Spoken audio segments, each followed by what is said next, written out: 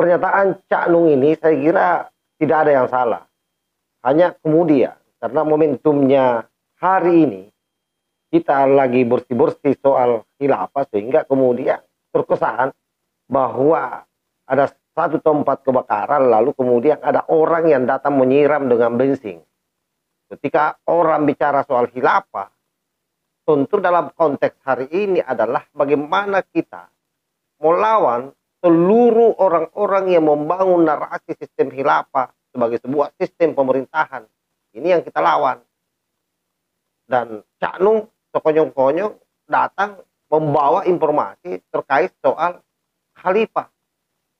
Hanya saya sampaikan di awal tadi bahwa seperti ada kebakaran lalu ada orang yang datang menyiram dengan bensin. Sementara kita semua anti khilafah.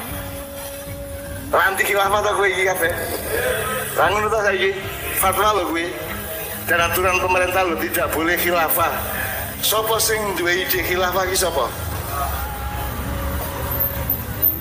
Nabi Adam ini diinformasikan oleh Allah namanya apa, fungsinya? Fungsinya apa? Aku menciptakan di bumi khalifah, betul enggak? Khalifah kuwi wonge pekerjaannya apa? Khilafah. Khilafah. Yeah. Lah kok kowe anti khilafah? Kowe kafir apa muslim? Wong kowe nentang Gusti Allah kok. Saya Indonesia iki janjane kafir apa muslim? Kafir. Kafir. Mergo nentang prinsip dasar Allah ketika menciptakan manusia Adam yang pertama. Yang waras tidak boleh mengalah terhadap mereka para pencoleng agama yang menjadikan agama sebagai alat politik. Assalamualaikum warahmatullahi wabarakatuh. Om Swastiastu, Namo Buddhaya, salam kebajikan. Salam sejahtera buat sahabat-sahabat semuanya. Kembali lagi bersama dengan Tol Langit 9 dari Bustapan Ritaluti Bulukumba. Salah satu daerah paling selatan di wilayah Provinsi Sulawesi Selatan, Indonesia.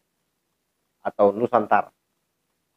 Sebenarnya kalau bicara soal Cak Nung ini saya cukup berhati-hati sebenarnya. Kenapa? Karena pendukungnya Cak Nung ini sangat fanatik. Dan boleh jadi apa yang saya sampaikan ini sebentar ini akan diserbu lagi oleh para haters yang memang menjadi loyalis daripada Cak Nung.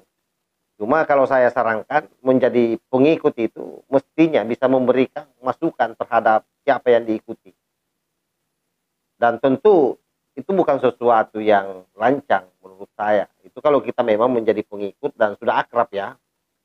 Sehingga kalau saya menilainya, siapapun misalnya yang memberikan bantahan-bantahan, bahkan komentar-komentar yang menyudutkan terhadap apa yang saya sampaikan terkait soal Cak Nung ini, maka boleh jadi orang itu adalah pengikut yang dalam posisinya dia taklid buta soal sosok Cak Nung. Video di awal tadi itu jelas bahwa Cak Nung lagi membahas soal khalifah.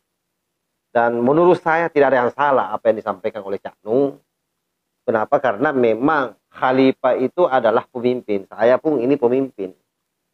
Pemimpin di organisasi saya sebagai ketua ya. Dan juga pemimpin terhadap keluarga saya sebagai kepala rumah tangga.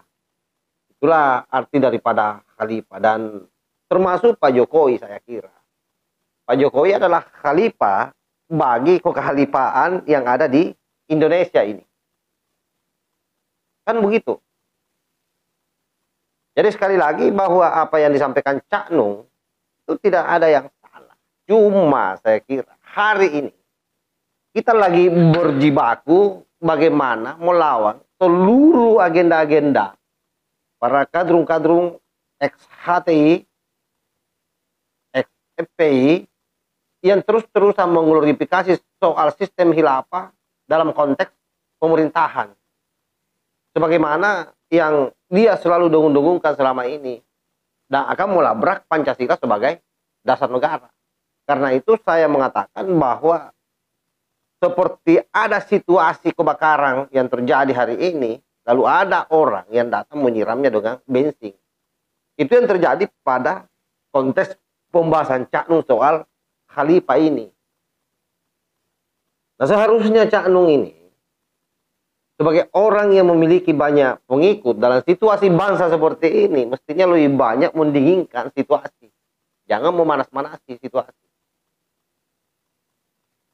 Dan kita khawatirnya ketika ini kembali viral, karena ini juga video.